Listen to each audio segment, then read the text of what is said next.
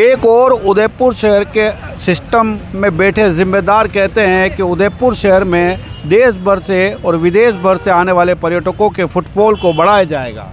वहीं इन तस्वीरों को देखकर आप ये सोच सकते हैं और विचार कर सकते हैं कि हमारे उदयपुर शहर के पर्यटन स्थलों के क्या हालात है।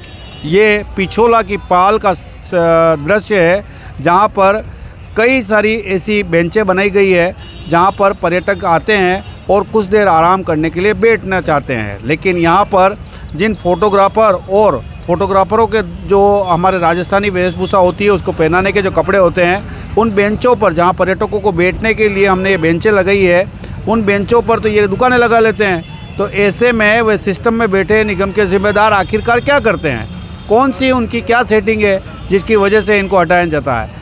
अब यहाँ पर सबसे बड़ा विषय ये है कि पहले नाव के ठेकेदार का एक टिकट काउंटर था जो ये था, अब उसके द्वारा इतना बड़ा विंडो बना दिया गया। तो चलो अच्छी बात है, उसने अच्छा बना लिया सुंदर, तो दूसरा तो हटाना चाहिए था, तो उसको भी वहीं पर लगाकर जगह को रौंदा जा रहा है, ख़राब किया जा रहा है। और दूसरी ओर इन अवैध दुकानदारों को यहाँ पर एक बड़ी जगह दे दी गई।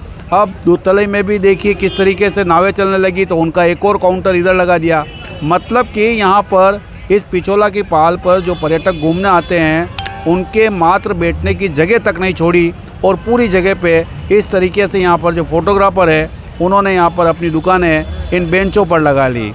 ऐसे में उन लोगों को कहना चाहते हैं कि आखिरकार उनके दावे कितने खोखले हैं, क्योंकि हम अतिथि देवों की भाव की बात करते हैं, साल में कई ऐसे प्रोग्राम करते हैं जिनके अंदर हम बड़ी बड़ी बातें करते हैं। लेकिन यहाँ पर दूधतलई के ये जो पिछोला की पाल है, यहाँ पर किस तरह के हालात है, कहीं पर भी पर्यटक को बैठने की जगह नहीं मिलती है।